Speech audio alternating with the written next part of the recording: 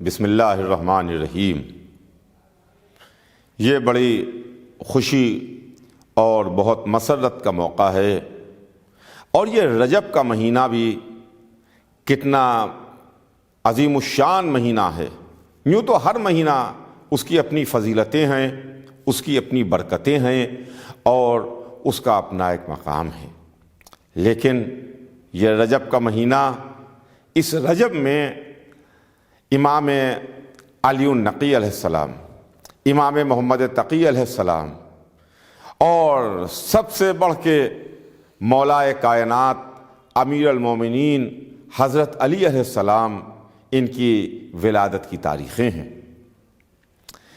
امامت کا نواں آفتاب، محمد کا نواں جانشین امام محمد تقی علیہ السلام، جن کی ولادت کے موقع پر یہ پروگرام نشر کیا جا رہا ہے، یہ مبارک دن ہے، مبارک موقع ہے، مبارک تاریخ ہے۔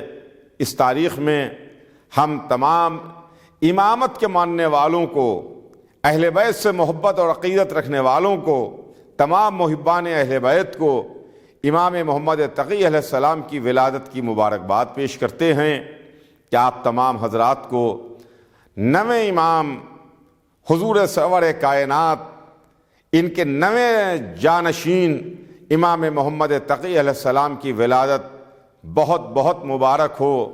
اور یہی وہ ہمارے امام ہیں، یہی وہ ہمارے امام ہیں جو کم سنی میں مسند امامت پر فائز ہوئے اور کم سنی میں مسند امامت پر تشریف لائے۔ اور یہی وہ امام ہیں کہ ایک موقع پر جب امام ایک جگہ تشریف فرما تھے اور ادھر سے بادشاہ کی سواری گزر رہی تھی، تو امام نے بادشاہ کی سواری کی طرف نگاہ بھی اٹھا کے نہ دیکھی۔ امام نے تو بادشاہ کی سواری کی طرف نہ دیکھا، لیکن بادشاہ کی نگاہیں امام کی جانب آ کے ٹھہر گئیں کہ یہ کون بچہ ہے، کون شہزادہ ہے جو مڑ کے سواری کی شان بھی نہیں دیکھتا، یہ ان سے بھی مخاطب نہیں ہوتا، جو ہٹو اور بچو کی آوازیں دے رہے ہیں، صدائیں لگا رہے ہیں کہ بادشاہ سلامت کی سواری گزر رہی ہے، راستہ دو، ہٹو بچو۔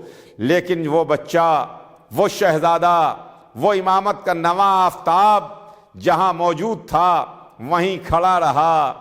کسی نے کہا کہ آپ سواری کی شان بھی نہیں دیکھتے؟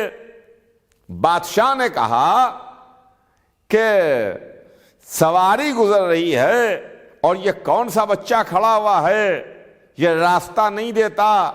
تو خدا کی قسم، کہنے والوں کو امام نے ایسا جواب دیا ہے، ایسا جواب دیا ہے جو جواب صبح قیامت تک کے لیے یادگار ہو گیا۔ کہا بادشاہ، نہ راستہ تنگ ہے، نہ میں تیرا مجرم ہوں تو میں راستے سے ہٹوں کیوں؟ نہ میں مجرم ہوں نہ راستہ تنگ ہے۔ یہ امام کا وہ جواب ہے جن کی ولادت کی آج تاریخ ہے۔ ہم اپنے زمانے کی امام کی خدمت میں مبارکباد پیش کریں، ہم رسول کی خدمت میں مبارکباد پیش کریں، ہم مولا علی اور جناب فاطمہ زہرا کی خدمت میں مبارکباد پیش کریں کہ آپ کا فرزند، آپ کا بیٹا رسول اللہ، آپ کا نواں جانشین اس دنیا میں آیا ہے۔ ان کی ولادت کی بہت بہت مبارکباد قبول فرمائیے۔